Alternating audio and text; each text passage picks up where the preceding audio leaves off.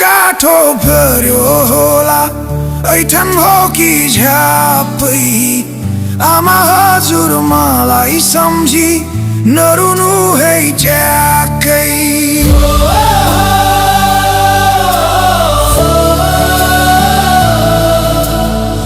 रुदा रुदै मुर्छा परलिन् तिमीले सास भर्नु छिमेकीलाई बोलाइदिनु ओखतिनी गर्नु